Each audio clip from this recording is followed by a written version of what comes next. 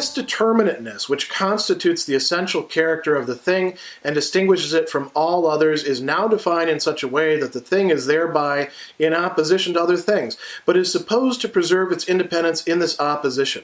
But it is only a thing, or a one that exists on its own account, insofar as it does not stand in this relation to others. For this relation establishes rather its continuity with others, and for it to be connected with others is to cease to exist on its own account. It is just through the absolute character of the thing and its opposition that it relates itself to others, and is essentially only this relating.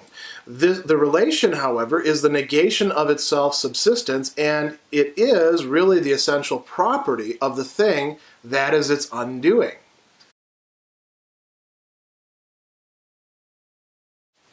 We're now at, you might say, the gotcha moments of perception, this entire section. Hegel has been exploring the nature of the thing as it is for perception, the object of perception, its relation to the perceiver, what's going on within it. And in these paragraphs, that is 125 through 128 and even 129, he's going to talk about the thing being essentially destroyed, or being destroyed as far as its essence goes. Gehen zugrunde, going to ground, think about throwing something on the ground.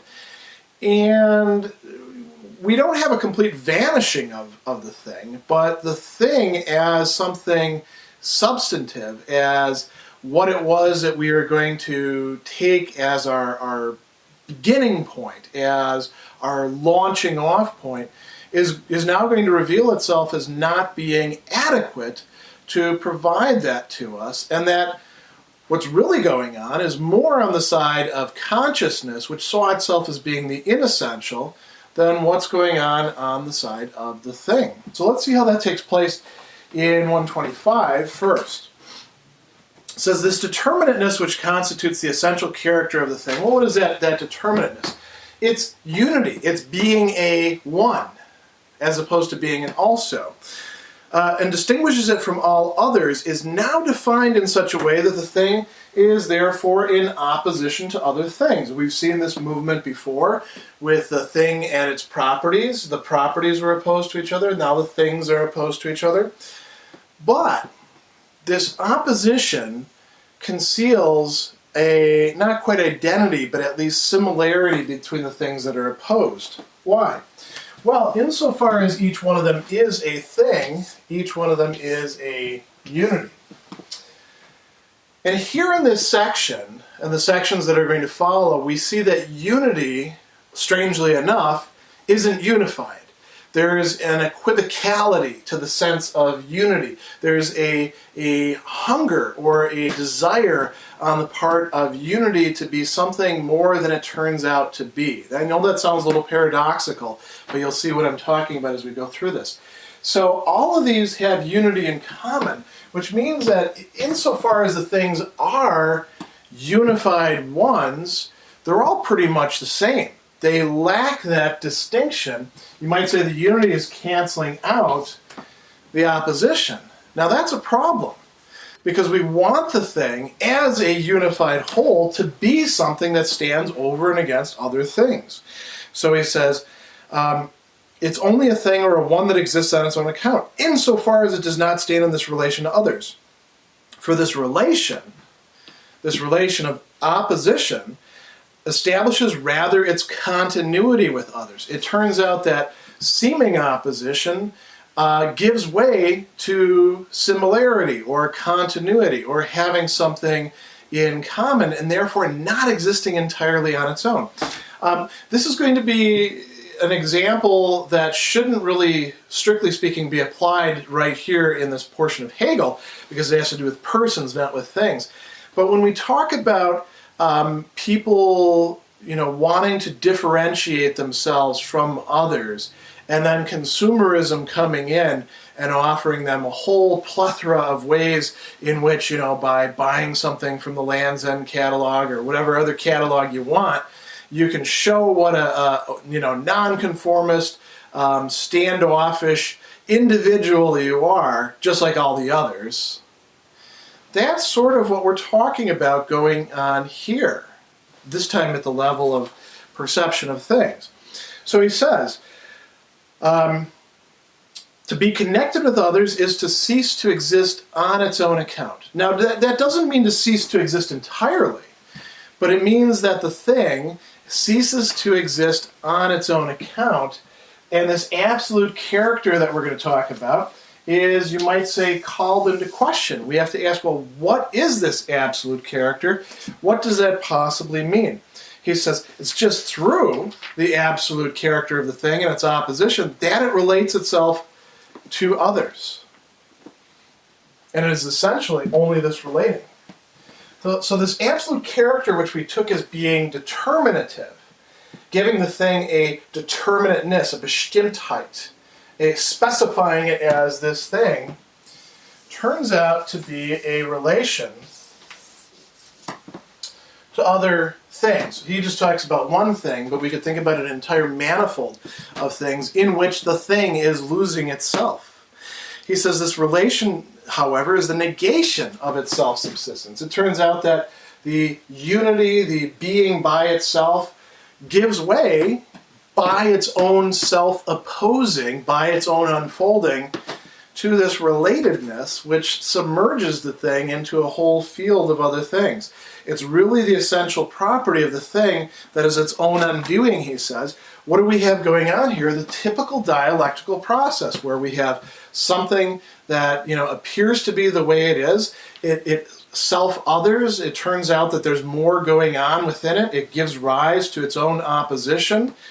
All within it, consciousness looks on and says, wait a second, what's going on here? Tries to make sense of it. And now it moves to showing itself as, at least at this point, inadequate. The conceptual necessity of the experience through which consciousness discovers that the thing is demolished by the very determinateness that constitutes its essence and its being for self can be summarized as follows. The thing is posited as being for itself, or as the absolute negation of all otherness, therefore as purely self-related negation. But the negation that is self-related is the suspension of itself. In other words, the thing has its essential being in another thing.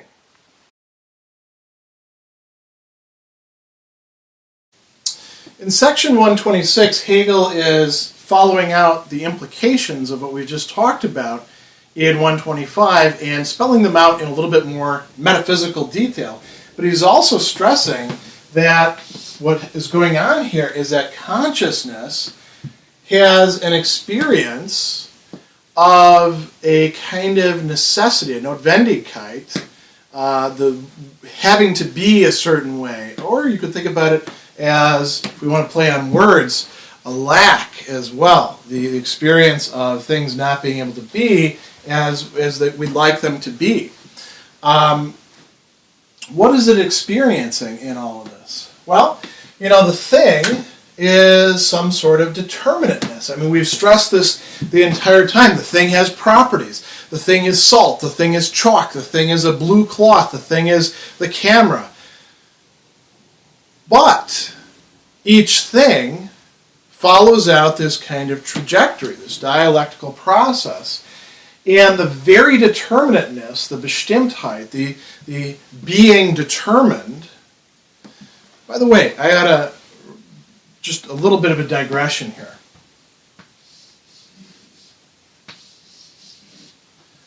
What are these? These are suffixes, right? And we use suffixes like that to indicate a kind of substantive that is going on, where we take an adjective or we take a verb and we turn it into a noun. And a noun is supposed to name a thing, right? But this is a thing about a thing. It's really a quality of the thing, the quality of determinateness. Insofar as it has determinateness, it's just like everything else that is determinate, that possesses determinateness. So we don't want to be seduced too readily by language into thinking that, well, it's got determinateness, so that must be something. Because what's going to happen is the thing, by examining what it means for it to be determinate, as we've just done in the previous passages, is showing us to be no thing.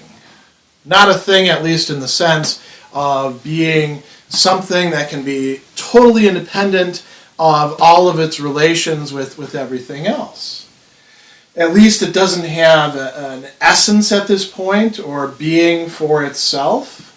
We saw that it did, but its being for itself is mediated. So it's better to say not that it doesn't have any essence or that it doesn't have being for itself, but rather it doesn't have it simply. It doesn't have it per se. It doesn't have it the way that we wanted it to have it. We've experienced something in there. Necessity means, quite often, you don't get what you want, right? And so consciousness is having that experience right now. Now, what does this mean? The being for itself. Hegel tells us, he specifies here, the thing is posited as being for itself. Here he's summarizing this process. The thing is posited as being for itself. And what does that mean? The absolute negation of all otherness. That's not to say that being for itself means that at every single point in the entire phenomenology. But that's what it means here with the thing. Being for itself means negating all otherness. The thing, insofar as it is related to itself, closes itself off to everything else. That's what allows it to be a thing in the first place, to have a sort of perdurance, to have a sort of opposition, is that it closes in upon itself. It's not consciousness, by the way, that's doing this. Consciousness is also for itself, but the thing, Hegel thinks, does this for itself. And what does that mean?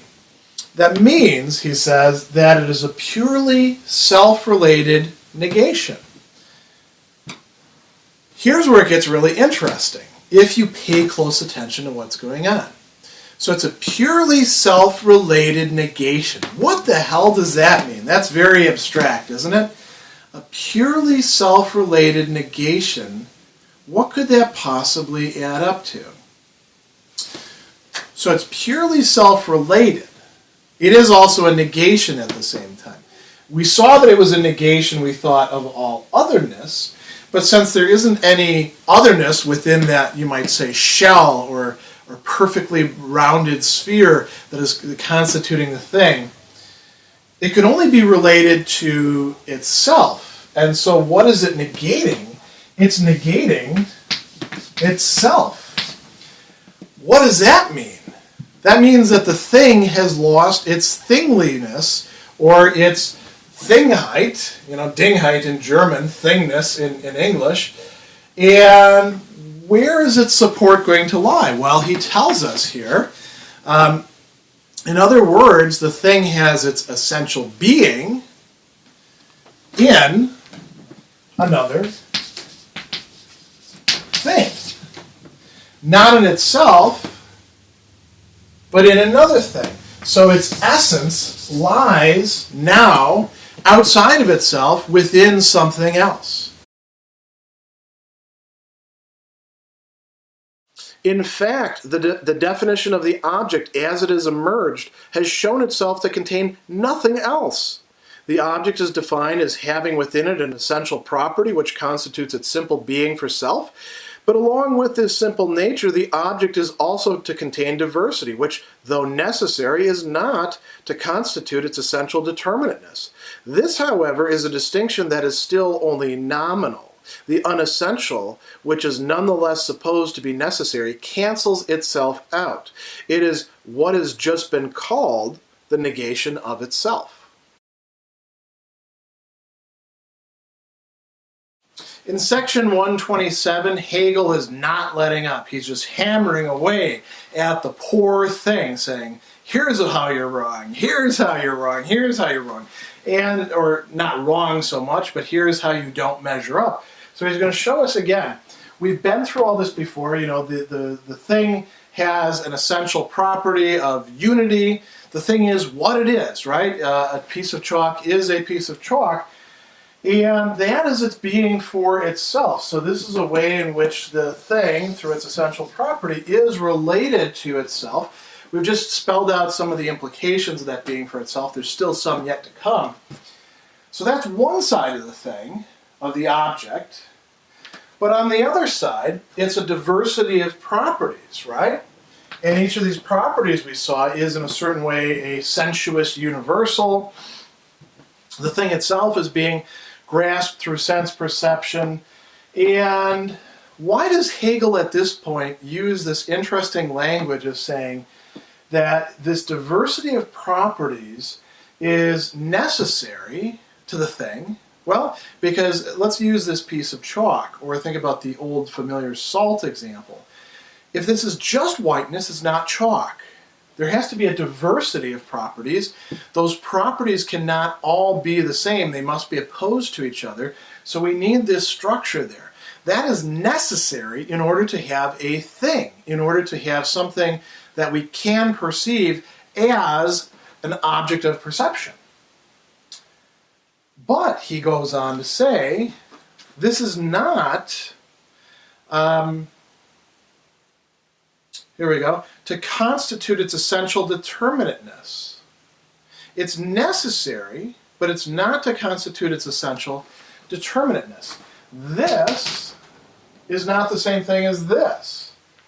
And at the same time, Hegel is going to say this distinction that we're making is only nominal, in nomen. You know, it's translated here as nominal. You could say a distinction only in name.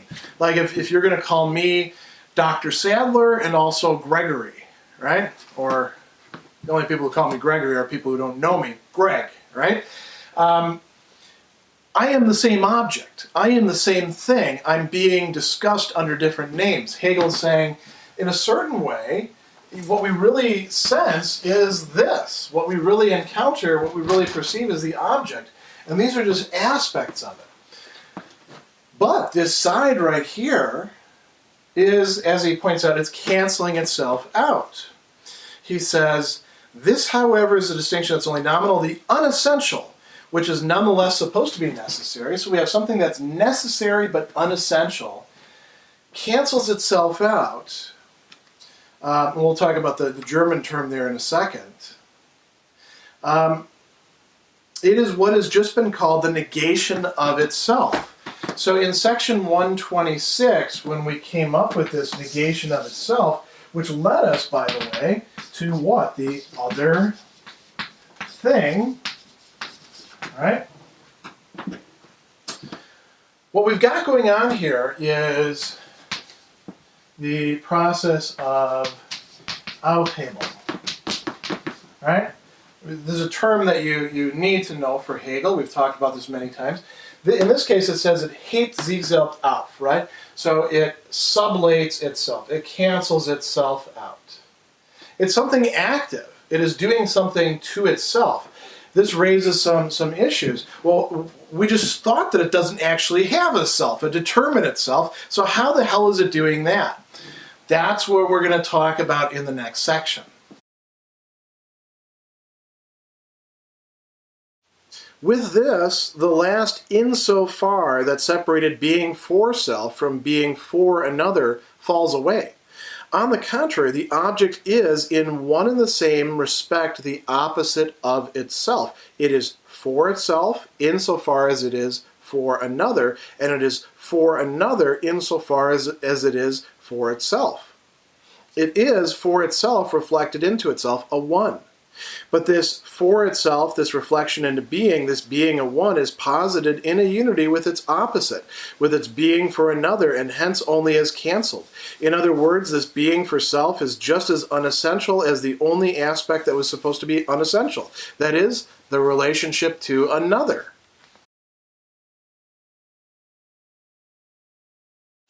Hegel is now bringing these reflections to a close, or at least to a knot, in telling us that the final insofar that has been separating being for self and being for another in the object, in the thing that is being perceived, now falls away.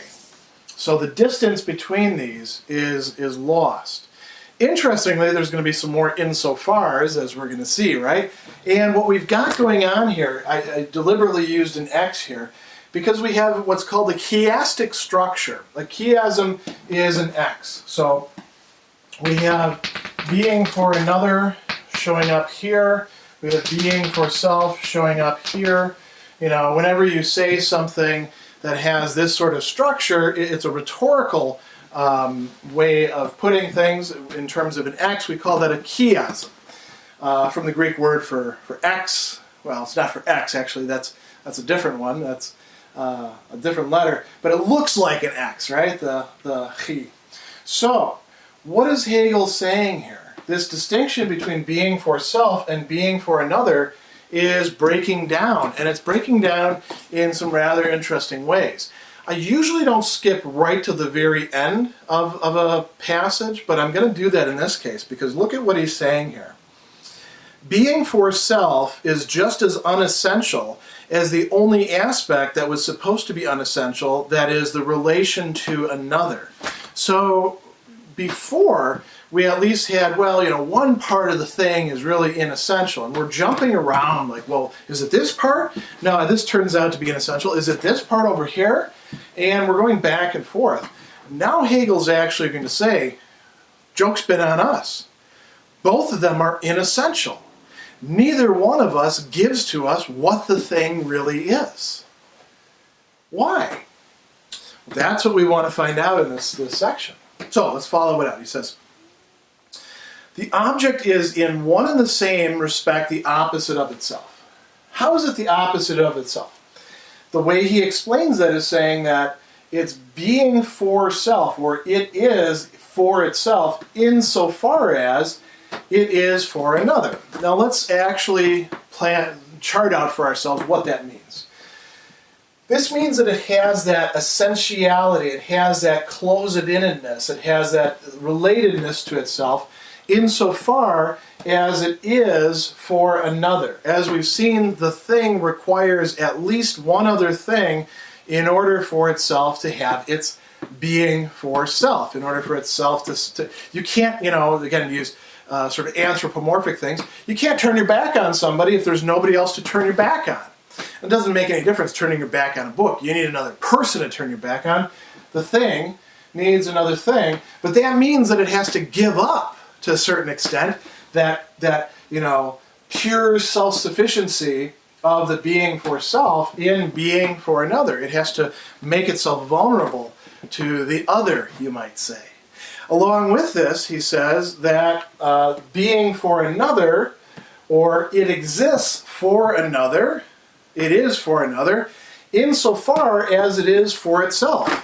What does that mean? Well, it can't be for another if it isn't in the first place, if it doesn't have the kind of presence. If it's merely a whiteness and not a piece of chalk, it can't be an object for me. If it's merely stripes and not a suit jacket, it can't be an object for me, and these two can't be in relation to each other. I'm not going to draw on this because I get enough chalk on me, but you get the idea. They can't exercise their relation to each other except insofar as they are objects, more than just batches of qualities. Being for another, its being for another, requires that it be for itself. So we have this chiastic structure here, and we have another insofar as occurring at this point. So what does this mean? He says it is for itself reflected into itself. Being for self means being a one, right? But this for itself, this reflection into itself, this being a one, is posited in a unity with its opposite.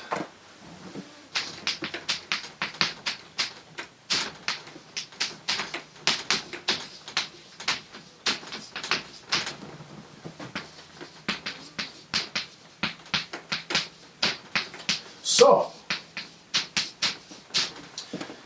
its unity with its opposite requires that it be a one. Its oneness requires that it be in a unity with its opposite. It can't just be a one. It can't just be in a unity with its opposite. We could continue this chiastic structure in this interweaving over and over and over again if we wanted to. So, what is the upshot of this? He says, it's canceled. This, is the cancellation of this. This is the cancellation of this. This is where we get to the end point. In other words, this being for self, the unity, is just as unessential as the other aspect that was supposed to be unessential, the relationship to another. So it turns out that where we were putting our eggs into one basket, the basket of unity, of oneness, that's not going to be an essential point either. So the question is, where do we go from here?